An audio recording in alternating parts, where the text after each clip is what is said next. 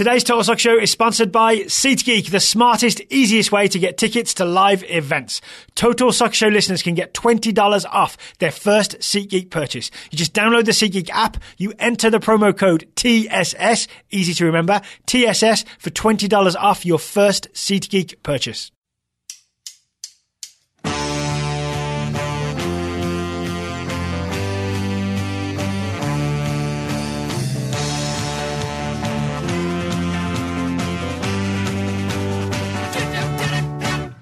Hello and welcome to the Total Soccer Show. My name is Daryl Grove and I'm joined by a man who's ready for some transatlantic soccer talk. His name is Taylor Rockwell. Hello. Hello, I am indeed. Always ready to go. It means always transatlantic because there's me and there's you, right? But also today, we're going to preview the US men's national team against Paraguay, which happens Tuesday night in North Carolina. We're also going to take it later in the show, a little look back at England's win over the Netherlands, because I've been bugging you about it to make sure that we get to talk about it. Indeed. I'm excited to talk about it. But yeah, I think especially with our Sunday night reviews are usually Premier League, what's going on in Europe, and then what's going on in Major League Soccer. We're consistently transatlantic on the first show of the week. Here we go. We're national team keep it going. transatlantic. All right, so let's get ready for USA v Paraguay. I've been ready. Where you been? It's Tuesday evening, 7:30 Eastern is the stated kickoff time.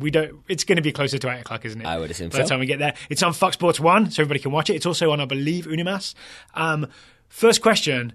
What is the point of this game? And I mean this in a glass half full kind of way. Well, you got to show off those new jerseys. And you've got limited opportunities to do that in 2018. So why not? Can we talk about those for a second? All right, so I saw an interesting thing where it wasn't announced as here's the new home jersey, here's the new away jersey. It was here's the light jersey and here's the dark jersey, which I think is that's the first time I've ever seen a team do it that way.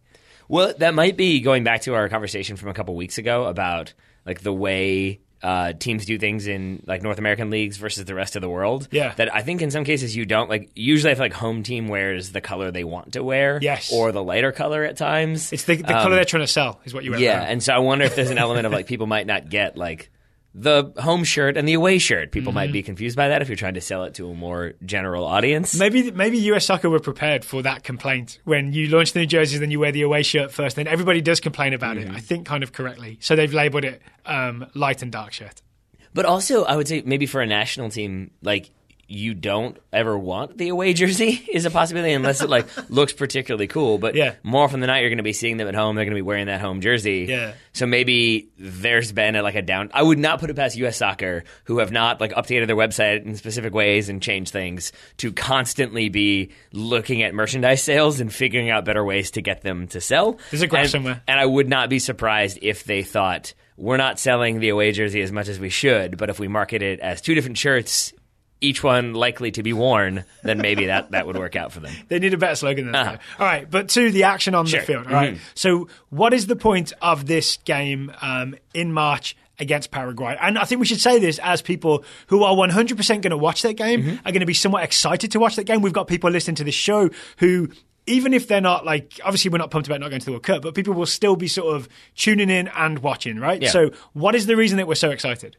The reason that we're excited, I'm not going to add but I'll say I'm excited. Okay. I think it's because we have a lot of youngsters on this team, some whom we've seen before, some whom we have never seen before in a U.S. jersey. Sarachan is #playing the kids. He is. At least selecting the kids to the roster. 12 of the 23 have one cap or fewer. I think only 5 of the 23 have double-digit caps for the U.S. national team. So there's a lot of bare heads, but not in a receding hair kind of way, more in a never worn a cap kind of way. Yes. Yeah. Huzzah is what I say to that. The first one. It's the first one. This is if we're going to be building for the future, this is the type of roster that we want to see. And this is hopefully the type of starting 11 that we want to see from Dave Sarachan, with a lot of sort of untested or barely tested players that we can build for the future. And I believe the Sarachan quote was, these are guys that we expect to be in the next World Cup qualifying cycle, into the next tournament that we go into, which could be the Gold Cup in 2019, could be Copa America, maybe, it possibly won't be. This is the future that we're getting an early look at because of the failure to qualify for the World Cup. Yeah. And I think I will say I'm more excited to see the players in defense, strangely enough, than I am to see the players in the attack, which is kind of odd. Yeah. Does that include Timothy Weah? Yeah, it does, because I'm not sure how much we're going to see of Timothy Weah. But I think Timothy Weah is going to be a very good player. I am hesitant when it comes to players with 0 caps who have not played very much at senior level when they're coming in. We've been burned in the past, is all I'm saying. All right. Whereas you look at that defense, and there are new faces, there are some veteran faces, there are some veteran faces who are now going to be leaders, I would say maybe for the first time for the national team, looking at you, DeAndre Yedlin. I've written down Old Man Yedlin here, because he's not the oldest. Eric Lehigh's the oldest defender on the roster, but he is the most experienced defender on the roster.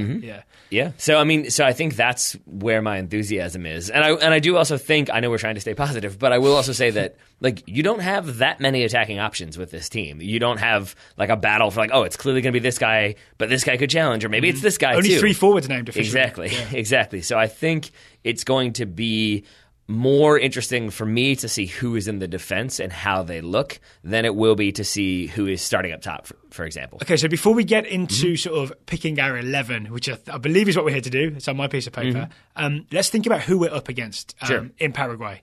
So the one interesting thing about Paraguay, the first interesting thing about Paraguay is they also have an interim head coach. This is a battle of the interims. It's Sarachan versus Gustavo Moronigo. He was named interim head coach after Paraguay failed to qualify for the World Cup on the last day of CONMEBOL qualification. So there's more than a couple of similarities in terms of what's going on here. Yeah. The difference is this is Paraguay's first game since they failed to qualify back in October. They just took a clean break. Yeah, I mean, so we only have We've only played 2 since then? Yeah. So with that in mind, we have a rough idea of what maybe Dave Sarachan is going to do. He's played the same formation for the last 2 games. With Paraguay, it will be more of a question mark. Yes. And so I think we're not going to try to go too in-depth on what we expect them to do. We don't know, right? We don't really know, and I can't say I know much about what their new interim manager likes to do. The one thing I think I expect is that Miguel Almiron will be their key guy. I think he's going to be one of the guys that they start building the team around, right? I think he only has 12 caps or so. He's still in his early to mid-20s, Miguel Almiron, Atlanta's playmaker. But I think he's going to be the key guy on this roster. So I think you're correct, yeah. We've got to look out for that left foot. That's going to be the danger to the United States, is Miguel Almiron from distance. You've got to watch those long shots, right? You do. I'm kind of glad Tim Howard's not playing. Oh. Harsh? That's harsh. But fair. I mean, I would say I'm not 100% confident with the goalkeeping situation right now, so sure. And then if you look at the players that are in this roster, I believe you've got 6 players that started that lost to Venezuela are in this squad. Most of them in the mid to early 20s range, so it's definitely a still younger team, but maybe a little bit older than the U.S., which is averaging, I think, 24 years of age or under. But you will have a bit more veteran presence, specifically in the midfield for Paraguay. Then you have Almiron, and I do think that is where the game will be won or lost, is in midfield. So can I call it this? If it's the USMNT 2.0, right? Because it's a whole fresh batch of players in many ways. Yeah. It's Paraguay 1.5. Yes. They've done a soft reset. We're doing a hard reset. I was talking to my dad about this the other day. Do you know the story of when Hunter S. Thompson ran for sheriff in Aspen, Colorado? I do not. He ran against a longtime law enforcement person who had a crew cut. So Hunter S. Thompson shaved his head bald and then constantly referred to him as my long-haired opponent. And I feel like that's what this is with Paraguay. It's the United States, they're the veteran old team Paraguay are compared to the 12-year-olds that the United States is potentially going to be starting. Some of these guys are 6-7 years older than 12-year-olds. This is true. You're right. Some of them aren't. So there you go. Right. So one final thing on Almiron. The thing I know from watching him play for Atlanta, he's quick. So we've got to watch. We assume, we'll talk about this more in a second maybe, that the US will kind of get into a high pressing kind of style. If Paraguay manage to break on us, we're going to be chasing Miguel Almiron down the field. Yeah. Yeah? So that's definitely a thing to worry about. I mean, I trust DeAndre Yedlin's pace. Yeah. Anyone else? There's some other ones. All right. Are you ready to pick your US national team? I think so. Here's my suggestion. I think because he did it in the last game and he did it in the game before, and because Tab Ramos has kind of laid out this as what he's been doing with the youth national teams where these guys have played, we're going to see basically a 4-1-4-1 that morphs into a 4-3-3 in attack. Yeah, I think that's fair? safe. Yes. And I think we are going to see some high pressing from the US. As in, if Paraguay have the ball, we're going to go pressure them up to a certain point. Maybe not Klopp style, but maybe at least 2/3 of the way up the field. Question of ignorance, which is saying something given that we do a podcast about youth players and youth national teams. With Ramos, though, I feel like they more often try to stay as an actual 4-3-3 as opposed to dropping into like a 4-5-1 or a 4-1-4-1. I'm with you that I think that is what this team will be. But I'm wondering, is that something that Ramos's teams do as well, or do you also see them as more so like 4-3-3s more often than not? When they're up against a tougher opponent, it looks more like a 4-1-4-1. And I guess that's but see that. Thank you. One for holding that. midfielder, 2 wide guys, but they come back and sort of fill out the midfield. Yeah. I appreciate your saying that, because this goes back to my thing I was saying about the defense, is that I look at this team and it almost feels like a roster and team set up to be a bit more defensive, which I find myself being surprised by because it's Paraguay at home. Yeah, I mean, again, I'm just going back to the attack, and like I found myself really struggling to think of a variety of options as a number 10 or a variety of options as proven attackers out wide. That goes back to the Tab Ramos thing, right? If you think of all his sort of U20 and the U17 teams, which are like underneath him, but even though he's not directly coaching, it's quite rare for them to actually play with what you would call a playmaker. It's really like a number 6, a holding midfielder,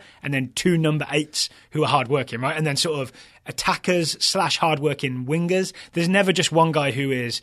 You can be the casual guy who just gets to play make and wear number 10. I think in this most recent U20 tournament, they've been doing a bit more with Andrew Carlton as more of a number 10, but I think it's been still pretty fluid and still pretty fluctuating. I saw a French youngster knocking him off the ball. There you go. So, with all that said, yes, I think you're probably right. 4-3-3, more so like 4-1-4-1. But it just came to me, the one brilliant performance from the U17s at the U17 World Cup was against Paraguay, and it was the one time where Andrew Carlton actually did play underneath a striker as a number 10. So call him in? Call him in and ask Paraguay to call in all their U17s as well. Sure. Plan. Should work. All right. So 4-1-4-1 is what I've got. It's what you've got? Yep. Okay. You ready to go? Sure. Let's select our goalkeeper first. Your options this evening to select your goalkeeper are Zach Steffen, this evening, Bill Hamid, and Alex Bono. Who starts for you, Tyler Rockwell? For me, I think I'm going to go Zach Steffen. Same over here. I think that Dave Sarachan will go Bill Hamid, but I think I would like to see Zach Steffen. So, to me, Steffen we don't know what's happening in camp, right? Bill Hamid could have played lights out in camp, but Bill Hamid has been on the bench for FC Midtjylland. Zach Steffen has been playing for Columbus Crew. Yes. To me, that's the key difference of who deserves to start. I haven't seen much coverage this week or in the past couple of days about what's been happening in camp with the goalkeepers. My assumption would be, this is completely my assumption. I'm not saying this is anything I've read. My guess is that Hamid came in as the number 1, and then it was based on how he looked, not having gotten like any minutes at all with his club, how he looked in camp, and if he looked a little bit rusty, then it was Zach Steffen's spot. But if Bill Hamid came in and looked the same old Bill Hamid, then Sarachan might go with him. Okay. And I think that because I do still think there's still the stories out there about like Sarachan looking at the long term and thinking about the future, and I feel like he is still very much auditioning for the role of permanent head coach. We can have that conversation or not. You and I disagree on that a little bit, but I think either way he's kind of... I still think even if he's auditioning for permanent head coach, he's still doing it in a way that builds for the future, right? He's not going to call in Tim Howard to try and win this game. No. Yeah. But I also don't know that Tim Howard would be my number 1 starter if he were in this squad. No, what I mean to say is more so that I think Sarachan... If you're the interim coach and you're trying to prove what you can do, if you're the interim manager of a restaurant, you know that you can make a couple changes to the menu, but you're not going to be like this and this and this, because people are going to be like, what? No, you're not even you can't do that. You can't just try all these different things. And on top of that, if all of the menu changes don't work, then you're definitely not getting that full-time job. So I think he might gamble in a few places, but I think he might stay conservative in other ones, and I wouldn't be surprised if Bill Hamid is your starter against Paraguay for that reason. That's interesting. I think Zach Steffen will start just because he's been playing. I also think in some ways it doesn't matter because I think they'll both play. Yes, I think they'll see a half each in this game. I think so too. And it's worth remembering when we talk about our starting 11, it's really about seeing various players at various points, and I think we're going to see both Steffen and Hamid. And Alex Bono wins the 3rd prize. Yeah, Alex Bono is good season last year. Which I believe, if it's Glengarry Glen Ross, he wins 3rd prizes, you're fired. So not that 3rd prize. Yeah, it's not great. 3rd prize is good tickets to this game. Yeah, sure. So we're both assuming back 4. And again, that's not being like discourteous to Alex Bono, even if it is. It's not saying he's not a good goalkeeper. It is just sort of TFC winning MLS Cup. He gets that call up. He gets that look. And then maybe it is just sort of like, hey, you're on the radar. We want you in camp. But we're looking at these 2 guys for the future. Yeah, there you go. Okay, so back 4. Can we start with right back? Sure. Not least because if Almiron does play on the left, which he could do, right back suddenly becomes very it becomes the worst spot to play in defensively. Yeah. In terms of who you're up against. And it will be DeAndre Yedlin. It has to be DeAndre Yedlin, right? The I theoretical. was wondering if you're like building up all this drama to lead towards not choosing DeAndre Yedlin. It will be DeAndre Yedlin. Well, the theoretical options are DeAndre Yedlin, who we all know, who I believe gave away a penalty last time we played Paraguay in the Copa America. Worth thinking about. So if he can get through the game without jumping and doing a half spin in the air with his arm in the air and hitting the ball, I'm going to call this game a success for DeAndre Yedlin. Sure. Shaq Moore. I feel like that's going to come back to bite us when he concedes like 4 penalties. 4 penalties. Yeah. We should take him off after 3 if that happens. Probably. Shaq Moore, who's at Levante, isn't playing right now, but I've seen enough of him to be... Well, he's in US camp, Daryl. Well, you know what I'm saying. How does it feel? How does it feel? I've seen enough of him to be impressed Yeah. and to just hope maybe he gets a 10-minute spell at the end in place of DeAndre Yedlin.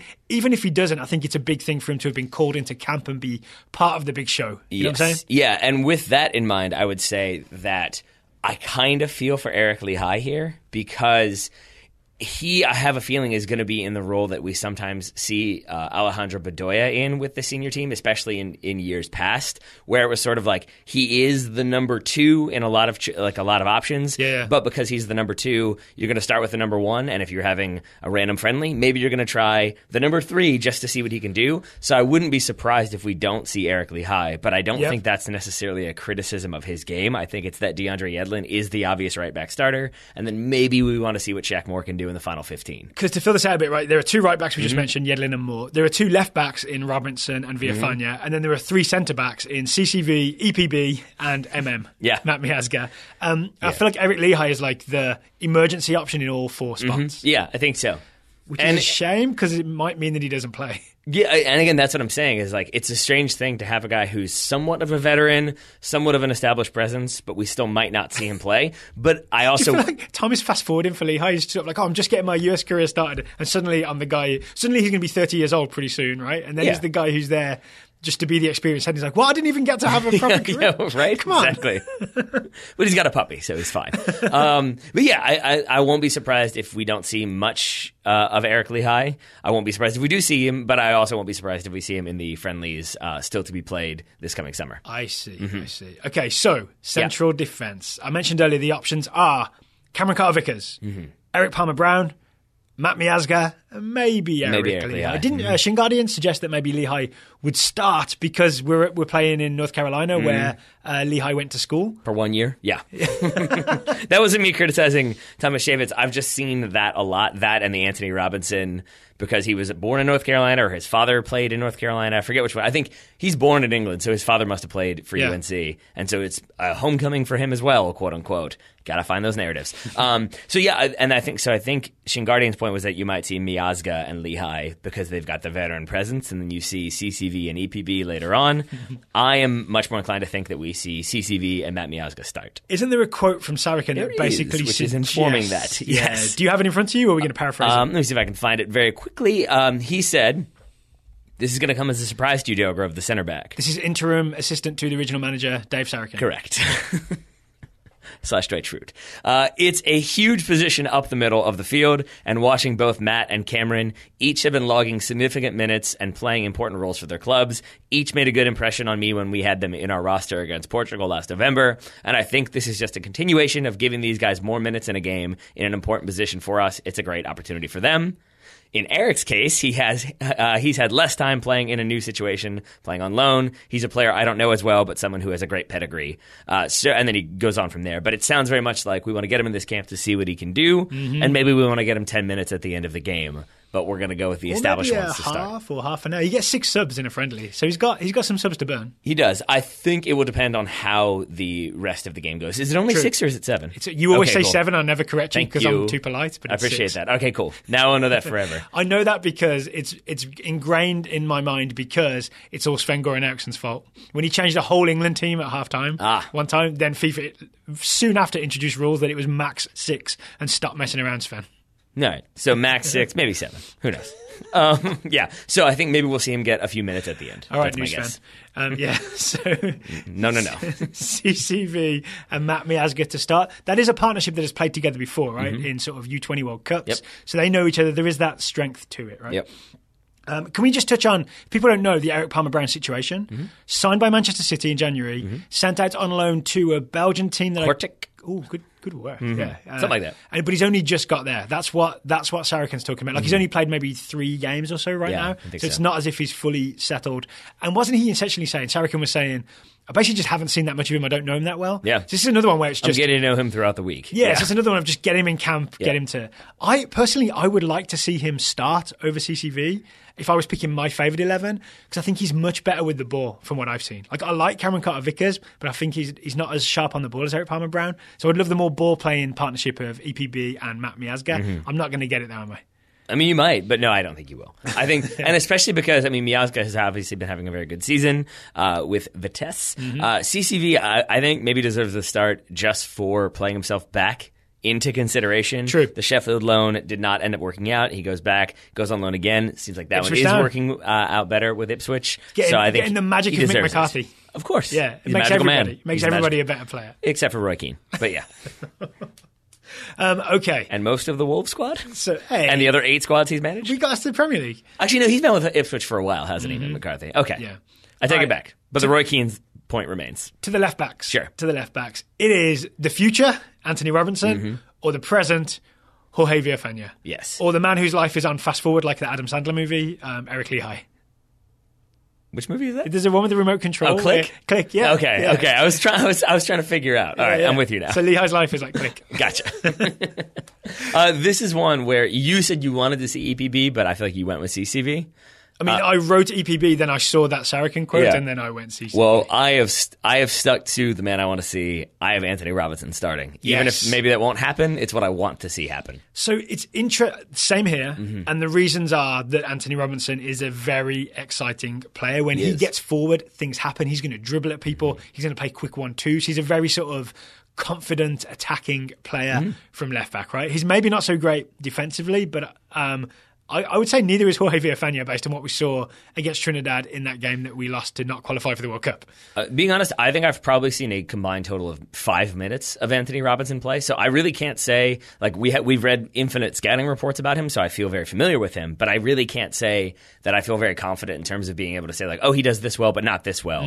And so for me, I'm excited to see him play for the U.S. national team. That's why I want to see him start, is because I want to see him given at least 45 minutes to sort of find his footing and not be thrown in either when the game is already over in the 80th minute or have to find it on the fly in the 55th minute. I'd like to see him start to see what he can do there. Now, I do want to add, though, I think I said on like the last preview show we did about this that Villafana hadn't really been in that good a form. Very much incorrect. You said he hadn't been playing, right? But he had been playing. I think he started the last 7 games for Santos Laguna. Yeah. So I just read those starting lineups wrong, so that is 100% on me. Oh, is it because there was a weird naming convention where he didn't appear on the lineup as Villafana, he appeared as, I can't remember. I forget his but it wasn't middle Villafana. or other last name. But yes, either way, it was not Villafana. But even then, I probably should have looked more closely, so that's on me.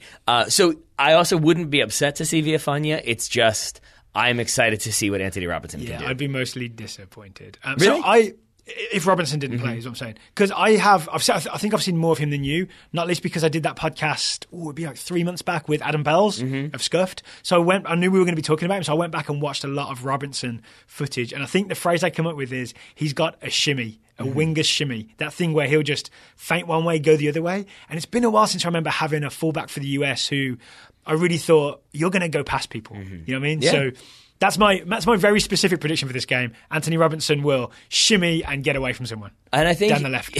And I think the other thing with that, with the shimmying, like you say that it's been a long time since you saw like that, like left back getting forward and making plays. The thing Shin Guardian and I talked about is that like it's been a while since we had a left back who was a left back consistently. and it's kind of been the case with both the fullbacks. I think DeAndre Yedlin has that spot nailed down. Yeah. But I mean, we went to like Jonathan Bornstein maybe. Like even Fabian Johnson was starting there, but maybe didn't want to be there. Marcus Beasley had it for a little while. Yeah, for a little while. Yeah, that's true. For a whole World Cup. But it just feels like Anthony Robinson could be again, I was trying not to let the hype machine go nuts, and now I'm going to let it go nuts. It feels tough, like he could be there for a while. Isn't it tougher to put so much pressure on? Not pressure, because I'm sure he's not listening to this worrying about it, but you don't know. To pin so many hopes on one player to be our left back. I'm thinking like he could be the left back for the next 10 years. Yep. But we're going to see him against Paraguay, and we might be like, oh, maybe not. You know what I'm saying? Yeah, that just triggered feelings because Luke Shaw was supposed to be the next left back exactly. for 10 years. But exactly, things like that can happen. And then he ate pizza. But so that, again, this is a reason why I'm somewhat excited for this game, because we get to see Anthony Robinson in a US men's national team shirt and see what it looks like and see if we can imagine it over the next 4 or 5 years. Is this what we want? Could this guy work out? And so with all that said, we're going to get DeAndre Edlin, Eric Lehigh, and Eric Lehigh? Is that basically what we're going to get? 3 Eric Lehighs. Yeah. Cool. With various facial hair arrangements. Yes. Okay, before we move on to the midfield. Larrick Ehigh? Today's show is sponsored by SeatGeek. Buying tickets can be complicated and confusing and sometimes even expensive. But there is a better way to buy tickets, and it's with SeatGeek. It is indeed. I know your friend Hugh, I'm not going to do the English accent, but your friend Hugh used it to buy tickets to an NBA game. Yes. And I very much enjoyed his review afterwards of he did the English accented, it's all right, isn't it? But in that very English way of being like, it's amazing. Yeah, the more, you know what I mean? The more understated an English review is, the better the thing is. I think because we're so reserved, we don't want to appear to be going over the top. I think I might be the exception with all my bandwagons. Well, but it's also just there's different ways that things can be said. No, you're good to go over the top. But my wife and I were watching the Great British Bake Off, which I think is the name of the show. I am familiar with it, and that is the name of the show. But I think she was curious as to why this one baker kept asking everybody if they were all right. And it's like, oh no, that's how they greet people. Like, you're all right, you're all right. Yeah. So it's the same thing. It's like, yeah, it's all right, isn't it? And sort of like, oh, okay, he liked it. He thought it was good. Certainly. So the thing Hugh was really impressed with was the thing, I mean, it's the ad read, but you get $20 off your first purchase. And he was sort of like, why? Why is the $20 off? It's like, it's a better deal than seems reasonable. And I didn't want to dissuade him of that, but he got $20 off. He got to see basketball. He ended up paying way less than the cost of the ticket would have been. He's a very happy man. All right. And if you would like to be happy while attending the USA Paraguay game, you could also use SeatGeek to do that. There are tickets available. Yes. We ran the numbers, and we think if you use SeatGeek to get a ticket to USA Paraguay with the $20 discount. Even without the $20 discount, I believe. Oh, so even without $20 discount, you end up paying less than tickets are available for on the official website right now. So to get that $20 off, to make them even cheaper. To get that $20 off your first SeatGeek purchase, you just download the SeatGeek app. You enter the promo code TSS, that's TSS for Total Soccer Show, TSS for $20 off your first SeatGeek purchase. Thank you very much to SeatGeek for sponsoring today's program and for making Daryl's friend Hugh happy. Now, should we get back to our USA starting 11? Yeah, so we've got a goalkeeper. We've got a back four. Now, in our formation of 4-1-4-1, we need to pick a defensive midfielder, the guy that's going to sit at the base of the midfield, maybe spray some passes around, maybe get a bandwagon rolling again. Mr. Default himself? I'm choosing Will Trapp. Yeah, yes. It's Will Trapp. Why'd you say default? Because I think he's the default number 6 in this roster. Because there aren't so many others? Pretty much. Yeah, I mean, okay, so Weston McKennie could maybe play there, but that's not his best position. Christian Roldan has played there for Seattle, but often alongside someone else, right? Svensson or Alonso. I think of him more as a number 8, yeah. So, and I think Weston McKennie similarly is like, if you were going to have a 4-2-3-1, then I could see him sitting in there. And I'm not even sure we see Weston McKennie in this game. More on that in a second. So I think it will be Will Trapp. But on top of that, there have been the quotes coming out that Dave Sarachan from the January camp saw him as a leader. He emerged as a leader for this team. He emerged as a leader for Sarachan. It seems like he's a player who, given that little bit of coverage here and there, and the fact that he is seems like the obvious number 6 for this team, I imagine he will be starting as the number 6. Here's the interesting part, though. I remember the game against Bosnia, where Will Trapp played. Did a lot of very impressive things, especially with his passing, from what I remember. He did that classic Will Trapp passing thing, right, where he'll spray a diagonal or he'll pick out good passes going forward. But the thing I remember the most, I think Bobby Warshaw pointed this out as well, is when the US pressed, Will Trapp always seemed to be a step behind, and you could see him almost, the rest of the team ahead of him would press and put Bosnia under pressure. But then the outlet would be available because Trapp was the slowest to come up with everybody else and block off that outlet pass. Yeah. And if Almiron plays central, then Will Trapp has got a huge defensive responsibility that I don't know I've seen him be defensively sharp enough to be up to. I look at this as a really big test for Will Trapp. I'm kind of excited to see it and hope that he passes the test. Oh boy. All right, here we go, because I'm going to say this. Okay. He is not on this roster. and I know a lot of people are okay with him not being in this roster, but Michael Bradley. Right. And I'm not going to name names because we've heard this from a couple people, but we'll let them say it if and when they ever come on the show. But one thing that we have heard a couple times about Michael Bradley has been that part of the reason why people think he maybe struggled at times for the U.S. national team is because he just kept getting responsibilities. Yeah. He kept getting, oh, yeah, you lead that. Okay, you do that. Okay, you do that. That's okay, how we you end do up this. with the 4-1-3-2 formation, right? Yeah. With 5 attackers and just Michael Bradley behind expected to do everything. But it's Bradley like shielding the center backs, but also maybe at times like being told to drop in to get the ball off of them, but maybe also to then kickstart the attack, but look for those long diagonals, but make sure the wingers are doing their job. And you think about that and you think about all that responsibility, and then you think about him not being there, and so Will Trapp just steps in.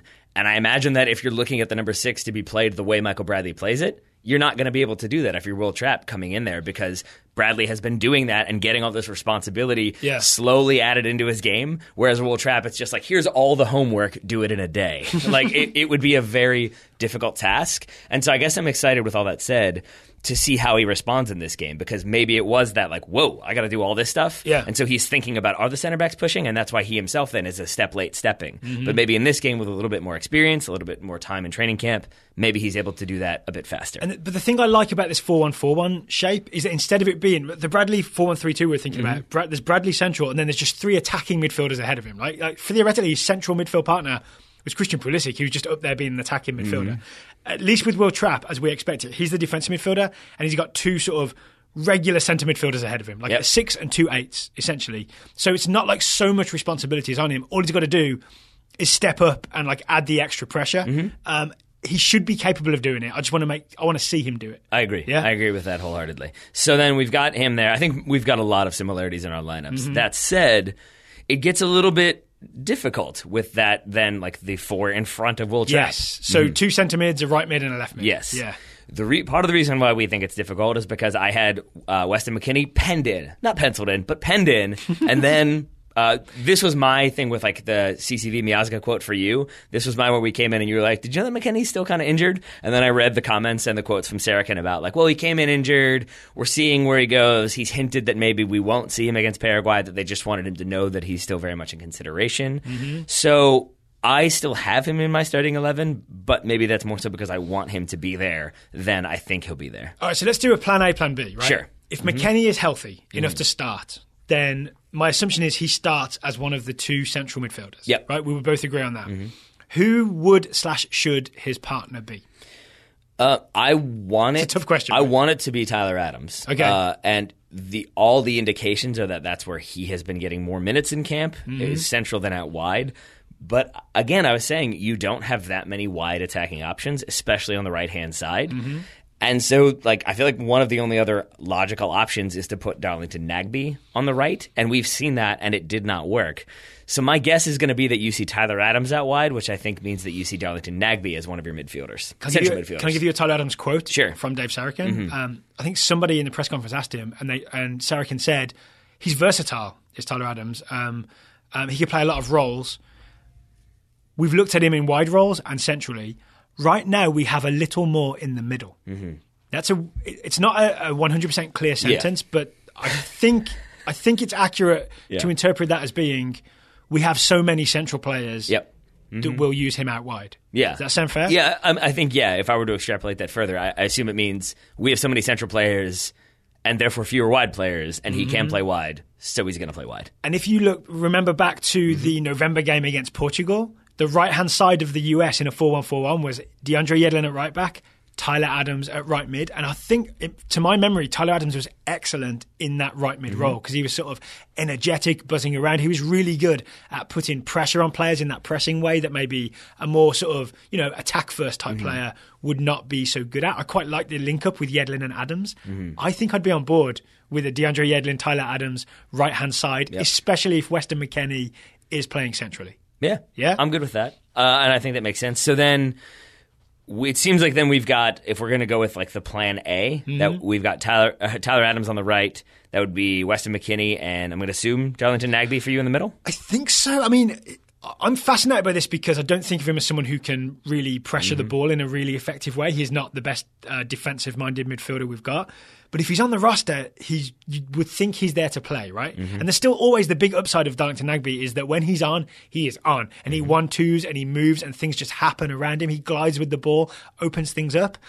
I like how he sets the tempo for sort of a passing team, and I think it might be worth the trade-off if there are enough other sort of more energetic, grittier, tougher midfielders around him. So yes, Nagbe and McKennie in central midfield, Adams on the right, and then I would go Kenny Saif on the left, not least because he is also gritty, hardworking, willing to put opposition players under pressure when they have the ball. And I watched, going back to the jerseys one more time, I watched the jersey release video, which I believe the official video was set to Gary Jules' Mad World, which is odd. But in that video, Kenny Saif... It's like they'd replaced the final scene of Donnie Darko with the US national team release, jersey release. Yeah, weird. But Kenny Saif in that video featured prominently. I'm going to say most handsome member of this squad is Kenny Saif. Yes. He's a good-looking man, that Kenny. And I think for that and other reasons, he should start on the left wing. Do you think that was part of the jersey release video? They were sort of like, yeah, Kenny, you do it. And he'd be like, I've only got one cap. And like, yeah, but you are the most handsome player. Get out there. I think it was, you are the sixth that are in camp right now. That would be my guess on it, yeah. So to me, with question marks over Trapp's pressing and Nagbe's pressing, but all balanced out by the energy of Saif, Adams and McKennie and the overlapping runs of Robinson and Yedlin. Robinson, I like his crossing as well, so that's a big option. I think that kind of works as a plan A. It does, but then we hear about the McKennie fitness situation, and that throws things into doubt. Again, it made me want to bring Tyler Adams into the center midfield again, because then it could be Adams and Nagbe. But I think, again, given the things we've already discussed, far more likely for me is that you see Christian Roldan starting in the midfield. I think that's true too. Center midfield, so Roldan as number 8, I think, is a decent but not quite as good replacement for Weston McKennie. A guy I would also like to see is Marky Delgado. And he's one that Shingardian and I did not. I don't think we even mentioned him, and we should have. That was a disservice. He's a little bit under the radar, right? I think he was in the January camp. He made the cut. I looked back and I think he was on the bench but didn't come on, right? So Delgado has no caps but has a whole camp and a match day experience even though he didn't get on the field. It feels like the next step is that he at least plays some part in this game. He and Eric Lehigh and Alejandro Bedoya can start a support group. the in the 18 support group. But I like Delgado. Every time I see him, I think he does a lot of unheralded but really useful, energetic work. I think if you're going to go after people when they've got the ball, I think Delgado is one of the guys that can do that. If you're going to just pass the ball and move the ball quickly, if you're going to play at a decently high pace with the ball, which is what we've been doing under Sarachan, I think Delgado is a guy that can make it all fit together and work. If McKennie is injured, I think we see Delgado. If McKennie starts this game, I'm less inclined to believe that. Is basically what yeah, because then I think if McKennie starts, then maybe you've got Christian Roldan subbing in for him. I guess that means maybe that if Nagbe starts, then you've got Delgado coming in there. But again, you've got more depth, so we shall see. Okay, one final extra possible thing is that Christian Roldan could play right wing, right? He could maybe do that Tyler Adams role. So it could almost be Adams moves inside, Roldan drops in on the right. It could be. But I think... We've settled on the other way around, though. We have, only because I think if you're going with like Sarachan preparing his A-team, I think that is Adams wide, McKennie, and Nagbe in the middle with Trapp behind them. And so then I think if you have suddenly McKennie scratched, or not suddenly, but McKennie can't play due to injury, they make that decision, then you've got to like change what Tyler Adams was going to do and then move Christian Roldan out wide, whereas if McKennie can't play, you just put Roldan there. It's only one change. So there's less of a sort of domino effect. Again, going back to him trying to make sure it's a consistent performance. The name that we haven't mentioned, though, when it comes to this midfield is Timothy Weah. Yes. Okay, who's going to be up next? So when I've seen him play for the US U17s, when I've seen him play briefly for PSG in his 2 sort of substitute spells, he has been a left-sided attacker. It's been more of like a left winger in a 4-3-3. But, I mean, Dave Sarachan played Juan Agudelo at left mid against Portugal. So I think Timothy Weah, if he plays, is going to be replacing Kenny Saif late in the game, if he plays. I think Timothy Weah is more so than most people hoping that this game is like 1-0 to the USA in the 75th minute. So that there's room for him to come in. Yes. Yeah. Because that feels, for all the world, like we're going to get this kid 10 minutes. And once again, that's another sort of Dave Sarachan can be like, hey, I gave Timothy Weah his first senior cap in a win against Paraguay. I almost cap-tied him. Yeah, and I guess even if they're losing, then you can almost cap-tied him. That's funny. I have seen a lot of articles also say, like, Timothy Weah could get minutes, and then there's an independent sentence that just says he will not be kept out if he plays in this game. Like, they've been asked that question a couple times. That, right? Same with Robinson. If he plays, not capped tied, but, kind of on the way. And having played for the U.S. at youth level on both occasions, I feel like there's a decent chance they're just going to stick around. But I think we could see Timothy Weah. If we see Timothy Weah, I think we see at least one shot from Timothy Weah. Yes, because he's extremely confident and sometimes a little selfish in that teenagery kind of way. And sometimes that leads to absolute worldy goals that he scored in the U17 World Cup. And that really sort of made the headlines, right? But sometimes it leads to looking like a teenager and not looking like a team player. So we've seen a bit of that for PSG, right? Yeah. Here comes your random non sequitur for a moment. It's just occurred to me, Timothy Weah is a player who, like, I've heard his father's name my whole life. I think going back to like FIFA 95. I don't know if I'm pronouncing that name properly. It might be Way. I don't know. No, do you know if it's George Weah or George Weah? Weah, yeah. Okay, cool. I'm pretty confident. All right. Yeah. That makes sense. I was having a conversation with somebody recently, and there's I forget what the term is for, like, when the teacher corrects you by restating the answer as though you said it, even if you said it wrong. Yeah. And it was that, like, Tim Way is in there. I'm excited to see him. And the response was like, I'm exciid to see Tim Way too. And I'm just like, wait, am I saying this wrong? Did someone do that to you? Yes. And that's where I was like, ooh, who was it? Have I been saying? I'm not naming names on here, but it did make me wonder for a moment, am I saying his name incorrectly? Maybe we'll find out in this game. Yeah, we shall see. We shall see. Okay, so that just leaves. We've done 4-1-4. There's one to go. Should we just say, though, we hope we see Timothy Weah, but people shouldn't be like, he's played a couple games for PSG. He's the same as Christian Pulisic. He's going to be in there starting. Yeah. Lower those expectations a little bit. Right, yeah. It doesn't, just because he's played for PSG doesn't mean he is ready to play international football. And I've seen him, like, fall over playing for PSG, right? Like, with a bit of nerves and stuff. Weirdly, even though he's a confident kid, I have seen him just slip and fall over for PSG. It may be a big step for him, so we shall see. It's all going to depend what happened in practice this week, right? Could have lit it up. Dave Sarachan could be just itching to get him on, or he could be looking at him thinking, not just yet, soon, but not just yet. So we shall see. All right. It's a good phrase for this current U.S. national team. We shall see. The we shall see 11, yeah. Yeah. We believe that we shall see. So there's one spot left in our formation. I think it's more like we are pretty confident that we shall see. One striker. Yeah. It's going to be either Bobby Wood, Andrea Novakovic. Bobby Wood, yes. Or Rubio Rubin. Or Bobby Wood. My starting 11 has Andrea Novakovic starting up top ahead of Bobby Wood. Bobby Wood's form for Hamburg has been really rough. Like, he has not seen much of the ball. When he does, he's sort of missing chances. I really enjoyed the conversation you had with Shingardian about what Bobby Wood brings to the table in terms of movement and making runs and making chances, and I agree with every word of it. I just want to see Andrea Novakovic. I just want to see him play. And I think he's one similar to Anthony Robinson for me, where it's like, I think it's going to be Villafania, but I'm going to put Robinson in there. Yep. I think you've persuaded me with Novakovic starting, in the sense that I do very much want to see that, but I still don't think it's likely. And frankly, I think if he is starting, it is a very, very bad sign for Bobby Wood. Because even if he's in bad form, he is the most experienced striker for this team. He is the veteran. And I could imagine him being called into camp as a way to, like, look, you know this team, you know what it's like to be in U.S. camp. It should be a thing that's comfortable. And if he's not starting, it means that he looked that bad in training that Dave Sarachan said, you know what, let's give the teenager a second. I didn't think of it that way. Well, Novakovic isn't a teenager anymore, right? I guess I still think of him as a teenager. Early 20s guy. Yeah, they're all teenagers to me. Here's the interesting thing about Novakovic. Yeah. We watched a bunch of highlights, right? He looks really impressive playing for Telstar in the Dutch Eerste Divisie, which means first division, but it's actually the second division. I also know that confusingly the Jupiler League as well, right? Yeah, sponsored by, as is the Belgian first division. The Jupiler Pro League. There you go. It's all very confusing. I know he's played a few times for Reading, but never really lit it up. He's another one, sort of like Timothy Weah in a way, that we don't know if he's ready for international football. We don't. I want to find out, but I don't know. Basically, I don't know. Like, he could come on and be. So obviously, he's a big guy, 6'4", but really good with his feet, really technical, really smart from what I've seen. He could look incredible in a US shirt, or he could look sort of uncoordinated and worrisome. Yep. I think he could look all those things. My hope and my feeling is that he will look better than I would expect him to look, given that, like, The second division in the Netherlands, I go back to when Gideon Zelalem was sent there on loan, and Leander Charlakens had that tweet of like, if you think it's bad, it's worse than you think it is. That quality.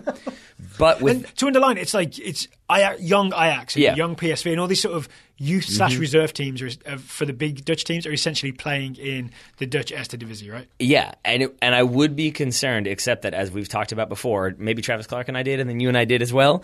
Novakovic, if you watch the highlights of him, and again, it might be Novakovic, that's another conversation Travis and I had. If it were just him being... I don't think you should worry so much about pronunciation. That was a good one. If it were just him being big and scoring headers and knocking over young Ajax and young PSV players, I would think like, okay, so he's basically playing in a league where he's around young people and he's just sort of using his physicality to his advantage. Yeah. Then I would be a little bit concerned about him getting minutes in this game.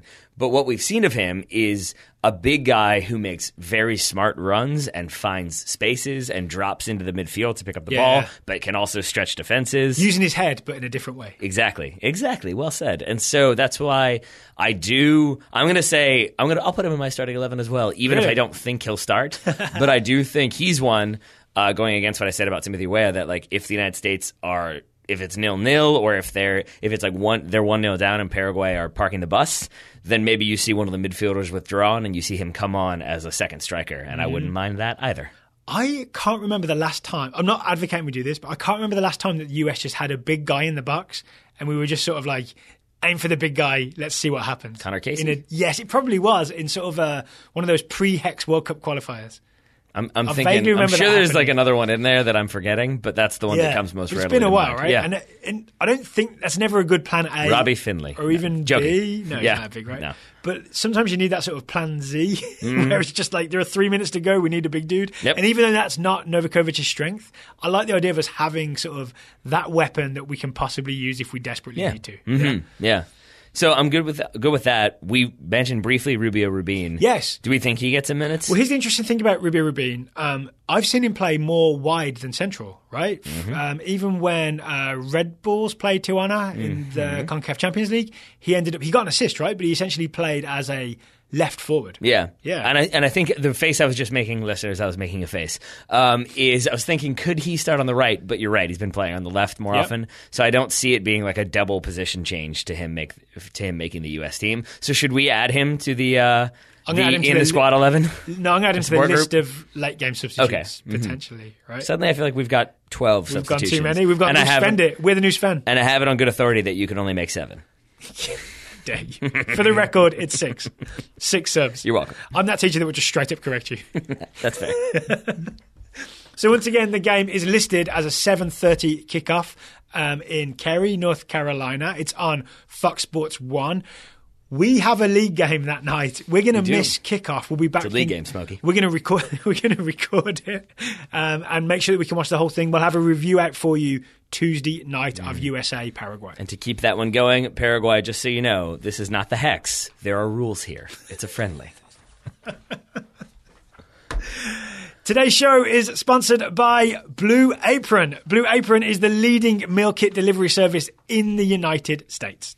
Blue Apron is the #1 fresh ingredient and recipe delivery service in the country. And I gotta say, they tend to always at least have one green thing on the plate, which is not something I can say when I am doing my own cooking. Really? Which is why I very much appreciate Blue Apron. What green things have you got from Blue Apron? What green things have I got? I mean, they're always like they do interesting things with kale, which is not always my favorite, but somehow I always at the end of it save that recipe because I'm like, oh, that made kale not taste terrible. I'm a big kale fan. I think kale tastes pretty good, if you do it right. Yeah. If you do it right, that's the key. And maybe I've just been doing it wrong. You're not just supposed to eat it raw? Like just take a big bite? Oh, okay. Maybe that's my mistake. Are you stripping off the leaves and just eating the stalk? Yeah. Should you not do that? I flip it upside down.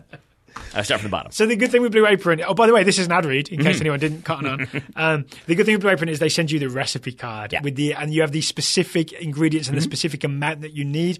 My favorite thing is never worrying about, is that too much butter? Is that not enough salt? You just use what's in the bag. And it absolutely works every time. Yeah, to the extent that now when I read other recipes and they're like, a pinch of salt, I'm like, well, that is not what Blue Apron would give me. They would give me a very specific amount of salt. Yeah, you want other recipe books to say the specific amount we sent you of salt. Yeah. Get it together, other recipes. Be more specific and have pictures and a checklist. If you would like to try Blue Apron for yourself, you're in luck because Blue Apron is treating Total Soccer Show listeners to $30 off your first order if you visit blueapron.com/TSS. So check out this week's menu and get your $30 off at blueapron.com/TSS. What kind of way to cook would you say Blue Apron is, Taylor? The bestest, but also a better way to cook. Thank you to Blue Apron for sponsoring today's Total Soccer Show. I've just been dragging this out as much as I can because I know that you're eager to talk England. Yeah, I just want to make you wait as long as you can. You've made me wait 3/4 of an hour. Indeed. 45 minutes. Indeed. So we can talk England. Daryl said before we started recording, please don't drag this out. I want to talk about England in the first 10 minutes. And so here we are. I think I'm going to be done dragging it out now. Although I might continue to drag it out. I haven't really decided. I think I'll stop now. Well, I noticed you're wearing orange. Mm-hmm. That was a losing colour. It was. This past Friday when England visited Amsterdam and beat the Netherlands 1-0 in Ronald Koeman's first game as Netherlands head coach. Did not go the way he had hoped, I'm going to guess, because I did not watch the full game. I know that you did, but by all accounts... I found a way. Life finds a way to watch England. By all accounts, England deserved to win this game. Absolutely. Mm-hmm. Okay, I think I tweeted afterwards that I quite enjoyed this game and was very excited by it. It finished only 1-0, Jesse Lingard goal in the second half. But the thing I got excited about is if you remember the preview, as well as complaining about the lack of TV options, we were intrigued by the Gareth Southgate promise that England were, quote, going to play out of the back. Yep. Hence the absence of Gary Cahill and Chris Smalling, and not temporarily. I think they're just out because they can't play out of the back, right? There was talk that Jordan Pickford was in goal because he could, quote, play out of the back. And I was really eager to see, does that mean playing it out of the back by banging it long to the forwards and hoping for the best? Or does it mean trying to pass your way out of trouble? It was the latter. It was absolutely the latter. And there was an almost fanatical commitment to doing it, and it somehow paid off. Yep. And for that payoff, tons of headlines about Gareth Southgate's approach working. Gareth Southgate has gotten England to play the right way. Just kidding. It's been all Pep Guardiola. That's what I saw was like what do you mean? Guardiola and Klopp are the two. Oh, getting credit for coaching up the England players to be able to play this way. Which is probably fair because... It's probably accurate. Yeah, that's probably where they all learned to do it. But I think it definitely... You have to give credit to Gareth Southgate for taking that approach, recognizing this is what like the best players are doing. Tottenham as well with Pochettino.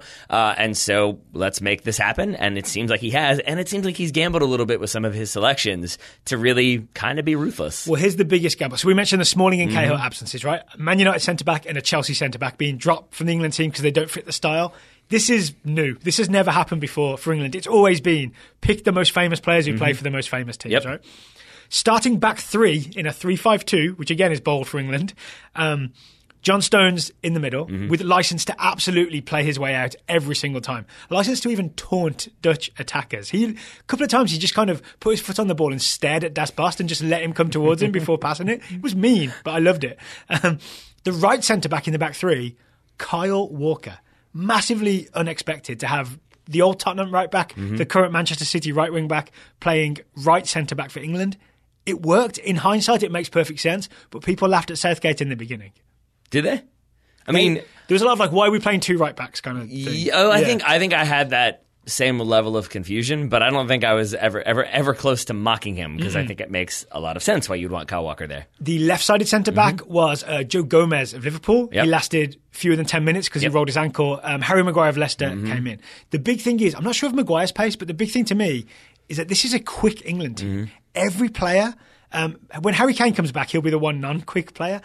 Every player had pace. Like you imagine Kyle Walker is bigger than most right backs, but also faster than most centre backs and more comfortable on the ball than he's ever been, possibly thanks to Pep Guardiola. This thing absolutely worked out for those reasons. I have a question for you about that back three, though.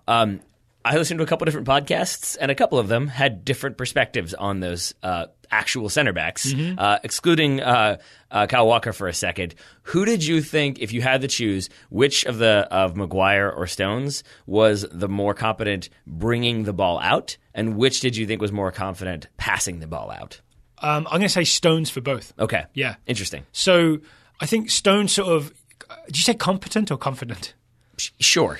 I mean, Maguire had a moment where he sort of miscontrolled a throw-in and gave up a Dutch breakaway, right? So it's just a one-off kind of thing. But Maguire was also very calm and smart with his passing. It looked less ambitious than Stones, but it was certainly sort of mostly got the job done except for that one little moment. Stones just looked bolder, and that's what I liked about it, is that it gave England this air of confidence that I rarely see an England team play with against I struggle to call the Netherlands a top tier opposition because they're in a tough moment, right? But it's not as if we were playing. Say they're still the Netherlands, right? It wasn't. Okay. They're not San Marino. They beat Portugal 3-0 today. And you're also playing. Yeah, they did. And you're also playing Netherlands at home in the first game with Ronald Koeman, where they have something to prove. It is not Slovakia, for example. Yep. And I'm not trying to disrespect Slovakia. I just mean they've qualified for the World Cup. They know it's like if it were England coming to town, maybe they would think, oh, we'll get like a 0-0 draw here, and that's a good result, and we'll be pleased with that. Yep. All right. Did you see the goal? Yes. This is what I was the most excited about, is the goal. I'm surprised by this. Seemed like an implementation of everything that maybe had been planned. Okay. Right? So I guess if you don't mind, I'll walk through it, right? Okay, so... And then I'll explain why I was surprised that you were excited by it. Okay, sounds like a good conversation. Stick around, listeners. Let's preview it. So it starts with Jordan Pickford rushing out of his goal, right, to pick up a long Dutch through ball. He ends up kind of dribbling out to the right back area, and he looks like he's somewhat in trouble. But then he slips like an interior pass into John Stones, right? Stones looks up, gives it to Jordan Henderson. And the England system, to me, was 3 in the back. Then Jordan Henderson as a sort of number 6, who was always the guy receiving the ball when possible, right? He made sure he was always available. The Bradley role, if you will. It kind of was the Bradley role, but it was a much better sort of implementation of it than I've seen Bradley do. Send those emails to Daryl at TotalSoccerShow.com. 2 R's, 2 L's. And then... and an E. Either side of Jordan Henderson in the 3-man midfield, he had 2 number 8s. He had Jesse Lingard to his left. He had Alex Oxlade-Chamberlain to his right. And the system seemed to be that every time Henderson got the ball, it was on those 2 guys, Lingard and Chamberlain, to make themselves open and receive the ball. You see, as soon as Henderson receives it, Oxlade-Chamberlain makes a run to get open, receives the ball, then drives at the Dutch, who are opened up a little bit because they've been pressing England. Some of this hadn't really occurred to me before, that if you went back like a year and I told you this team of like, so it's going to be Oxlade-Chamberlain, Jesse Lingard starting in the middle. Yeah. You're going to have a back 3 that features Kyle Walker. You're going to have Jordan Pickford in goal. You would be very confused. I would, but I wouldn't know how happy I would be. So Oxlade-Chamberlain drives forward, finds a nice pass in roughly zone 14, that attacking midfield zone, to Jesse Lingard, who spins, lays it out left to the overlapping left wing back, Danny Rose, right? So it's all going to plan.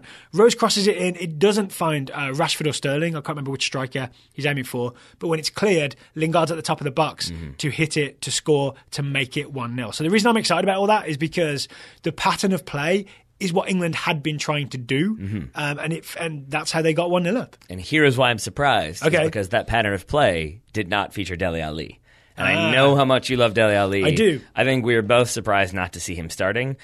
He was not alone. I was surprised not to see Eric Dyer starting either. We both thought he would. Makes more sense given the formation that we've talked about. But I have seen a lot of people speculating that maybe this means that Dele Alli is not in Gareth Southgate's plans in terms of the starting 11. He may very well start against Italy, but I'm wondering, would you be okay if England trotted out something very similar to what you saw against the Netherlands without Dele Alli in there? Yes. And I may have just gone completely in the tank for Gareth Southgate here, but I really got this feeling that it's become a sort of system over players type situation where it can be, the 2 number 8s can be Lingard and Oxlade-Chamberlain. That very rarely works at a World Cup. Just kidding. It's the way to win a World Cup. It is the way to win a World Cup, right? So it can be Lingard and Chamberlain with Henderson behind, or it could be Dele Alli and pick another midfielder. I don't know. It could be Dele Alli and Oxlade-Chamberlain. Brazil fans, earmuff it for a second for me, but if your game plan is have a really talented player and have him be the focal point of everything, and then suddenly he gets injured, things maybe don't work out so well. Right. So England moving away from that to me is really exciting. And I would accept, probably people will think I'm being overly enthusiastic here.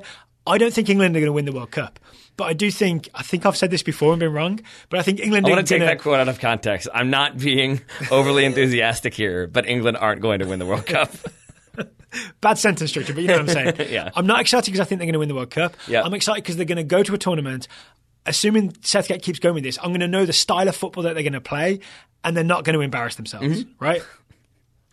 That's a good bar. That's a good bar for England. Because if you have a plan going in, the plan isn't just, well, Wayne Rooney's pretty good, so we'll probably win. If you've got a plan that's more detailed and complicated and well thought out than that, you've got a good chance of not embarrassing yourself. Yeah, but I mean, I maybe will get a bit more enthusiastic than you, and I'll say, like, again... They will win the World Cup? Yeah, sure. Why not? Easily. No, but you have to have a plan. And I know that sounds stupid, but having a proven game plan where everybody knows exactly what is expected of them and everybody knows kind of how to play and how to play. If somebody gets injured, you put in a like-for-like replacement or a relatively like-for-like replacement, and you're not just sort of put Jamie Vardy on there, put Marcus Rashford on there too. Okay, now we've got 3 strikers. We'll obviously score. And it's the weird approach of put on a bunch of attackers but not connect that you're having trouble connecting to that attack. Yeah. And it seems like Southgate is trying to have a system in place that kind of all functions, and if it's not functioning, you can figure out what part isn't working, replace it or adjust it accordingly, and then it works again. Exactly. And so the game against Italy, they're going to win the World Cup. The game against Italy on Tuesday, it is I believe 2:45 Eastern kickoff. It's also on Fox Sports 1, I think. I've heard that Jack Butland's going to start in goal. So Pickford now has 2 caps and looks like the absolute sort of the English version of Manuel Neuer in terms of coming out and playing with his feet. Butland's still going to get a chance to play, right? And I think he's going to be told, this is the system. You go do it. Let's see what you can do. You preemptively answered my question, so good job by you. What was your question? It was going to be, with all that said, do you think it is, here's the system, and we're going to put in players and see if they can handle it? Or do you think it's going to be, well, what do we do if we're coming up against a team that is defensively resolute but has very good attackers? Here's plan B. Yeah. So I think I'm with you that it makes more sense to have everybody try to do the same thing and see who can handle it. Here's the thing. Southgate has been talking about different personnel and different shapes. So we may see a different shape against Italy but the same style, if that makes sense. So probably still 3 at the back. But Jack Butland in goal. I've heard Dele Alli will start. I've heard Jamie Vardy will probably start. I've heard Eric Dyer will probably start. So maybe Dyer is a replacement for Henderson, right? Yeah. Maybe Dyer is I hear Hugo Lloris is going to make the team too. Hey, if he does, I'm all in. I'm pro that. Thumbs up for that. So any more questions about England? Anything else you want to talk about? What did you think of Kieran Trippier out wide? I wish we had 2 Kyle Walkers. So not as solid as you would have liked? I mean, he didn't do anything wrong, but I didn't think he offered the same sort of penetration that, say, Danny Rose did later on. So, I mean, in the second half. So I'm not against Kieran Trippier out wide. I'm not all for Kieran Trippier out wide. I'm also very aware that wing-back role is really a lot of hard work, and sometimes you don't do anything flash, but just by being there and occupying that entire right flank, you can let the rest of the team do something impressive. I understand that this was your joke, but you do have 2 Kyle Walkers.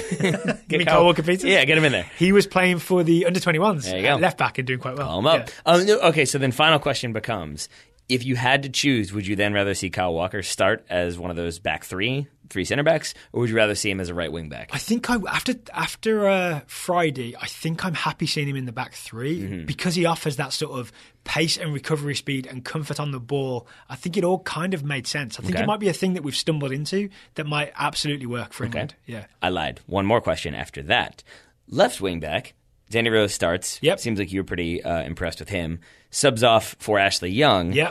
You got 20 minutes, right? Do you think that is the pecking order right now for Southgate, or do you think it was, let's reward Ashley Young for the season he's had, but there are other options? I think that is the pecking order right now. Well, that's weird, right? Because Rose isn't playing all that much for Spurs. We got a sort of unofficial scouting report from James Porter about why Danny Rose hasn't been playing for Spurs, and it is because he had the injury, but then he sort of demanded a Kyle Walker-esque move. He wanted to be the left-sided Kyle Walker. Essentially, now he's getting his chance to do it for England. That's another thing there. Is I feel like very often with very good teams in the World Cup, it is sort of, he's not playing very many minutes for his team, but he knows what to do at national team level. His national team coach likes him, so he's going to start. I feel like we see that a lot. The one that comes most readily to mind would be Sergio Romero for Argentina. Yeah. So maybe that's Danny Rose for Southgate. And here's my big take, is if you're going to play, I think for any formation, I like the idea of having left-footed players on the left. Ashley Young is still a right-footed player who does an incredible job playing on the left. He hears you, and you've heard his feelings, and he's coming for you now. But I'm right? Because I like Danny Rose because he's left-footed. The cross he put in that was deflected out and Lingard scored was a left-footed cross.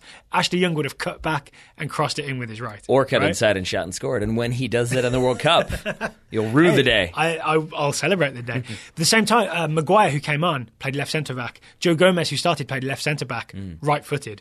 That is that's one of the problems with this formation is we've got too many right-footed players in that back 3, and it kind of you end up passing in field more than you plan to because you're sort of playing the wrong way with your right foot. That's interesting. I wonder if we see Alfie Mawson as a result. Is he left-footed? Italy. He is left-footed. Okay, so maybe we see him against Italy. All right. All right. So we'll watch that England-Italy game and maybe have some more England thoughts I think so. on Tuesday evening when we also review USA-Paraguay. And Lampard, Gerrard, how are they fitting together? They're fitting together just fine watching in the studio for BT Sport. Gotcha. Okay, cool. They finally figured it out. They did. They just commentate together about how this team probably looks a bit better. Anything else that you spotted over the international break? I've got one or two things. Not really. No, I don't think so. Go ahead. I got a good look at Germany-Spain. Mm-hmm. I've seen the future of passing and pressing, and it's both these teams. It looked really exciting. I saw your tweets. Oh, yeah, about how they both conceded because they tried to play at the back. And I didn't mean to criticise them. I more meant the pressing of the other team was really effective. If that is the sort of standard of play they take to the World Cup, it's really high risk and really exciting, and I love it. Yeah, I mean, they got to try something to get past England. So, seems like they're doing it. Anybody else that you want to talk about? Brazil-Russia. I got a quick look at that. Do you remember me texting you? Oh, I enjoyed your text. Because we predicted a Brazil ass-kicking of Russia, and it wasn't happening for the first half because Russia really sort of bunkered in. They've got multiple defensive midfielders. I can't remember the names of the defensive midfielders, but they kept tackling Brazil. Brazil had these like really nice, quick passing movements that would suddenly just crash on the rock of Russia's sort of defensive midfield for the first half. Brazil just like stuck at it. I think they went a little like you're wider. Working really, really hard not to call it an iron curtain. Brazil went wider in the second half. Floodgates opened. It finished 3-0 to Brazil. Mm-hmm. So that one we kind of got right. Maybe not in spirit, but in terms of result. Mm-hmm. And then I think we had a few people comment on my comments that France, for all of their talent, seemed a little bit all over the place. Colombia proved that to be correct. They certainly did, right? There was a really good France goal, but I think Colombia came back in the second half. And France went up 2-0, and I believe Colombia came back, and it was either 3-2 final or 3-3. Maybe France pulled it back. It finished 3-2 to Colombia. Yep, Definitely did. That's what I thought. So it's still some question marks for Didier Deschamps. Here's my prediction for the World Cup. Much like Russian diplomats, in quotes, were expelled this morning, Russia will be expelled from the World Cup at the group stage. Yeah, luckily for them at least, was it South Africa who broke the streak in 2010? Of every host nation advancing? Yeah, so they don't have to worry about that. Yes. They don't have to worry about the knockout rounds either. But man, they're not in the toughest of groups either, are they? No, but there's still some teams that I'm just saying, like, that would be saying something if they didn't make it out of there. It's almost like they were given the best possible draw. Well, lots more World Cup previews to come. We got a question today asking what our World Cup preview strategy will be. It's not finalised yet. We're definitely going to do one. We're definitely going to do one. Yeah. Okay, I think we will do some team-by-team stuff for the more interesting teams. Maybe talk to some journalists representing those teams. I agree with that. But we'll also have our traditional group-by-group preview. Absolutely. Yeah? And then coming soon. And then even with US not in it, we have had questions about that. Our plan is to watch and review every single game. Every single game, and then get excited and then eventually disappointed by England games. Pretty much, yep. And then live in the office and never see our significant others. Until July. We'll see them in late July. Yeah, it's fine. Yeah. That's enough. All right, Taylor. Final thing today? Yeah. Total Soccer Show Scouting Network. You are correct, my friend. We've got several reports to get to, starting with Elijah Bates scouting Zian Jones, the 17-year-old American forward for Schalke. Jones is in camp with the U20s, but did not see any playing time in their 2-0 loss to France. James Pearson is scouting Mason Toye, the 19-year-old American forward for Minnesota United. James says Mason Toye made his third appearance, came on as a second-half sub against the Red Bulls. 2 good chances, but Robles stood on his head to deny Minnesota throughout the game. Minnesota had 3 debutants, Wyatt Omsberg, Franz Pangop and Carter Manley, so a disjointed appearance was expected. You haven't seen the Bradley Wright-Phillips goal from this game, have you? I have not. It is something special. That's what I heard. There's an Alex Mule cutting through ball that bends down the right and inside, and a sort of outside of the foot flick finish from Bradley Wright-Phillips. Go find it. Watch the highlights. It's really exciting. Among many reasons not to play 2 adult league games as a 34-year-old, one of them is you have way less time to watch soccer. No, I'm 33. I keep forgetting my own age. I'm 33. You can always check with me. I'll let you know. I had this conversation this weekend where I was convinced I was 34, and I'm not. So that's good. Yeah. Check in with me. I've got it. I got the numbers. All right. Continuing on with the streak of Masons. Mason Kriz scouting Marco Farfan, the 19-year-old American left back for the Portland Timbers. The much anticipated, by Mason anyway, face-off between Marco Farfan and Reggie Cannon did not go as planned. Farfan got benched for Portland's game against FC Dallas, even though Vitas is still injured. Farfan did come on in the final few minutes for an an injured Alvis Powell, and with Portland already a man down. The good news, at least for Farfan, not for Vitas, is that Vitas is taking longer than expected to recover from his hamstring injury, so there may still be chances for Farfan, especially with Alvis Powell now also injured. He's running out of chances to take his chance, though, isn't he? Yeah. Yeah. Mm-hmm. Ed Ritter is scouting Ben Mines, the 17-year-old American attacker for the New York Red Bulls.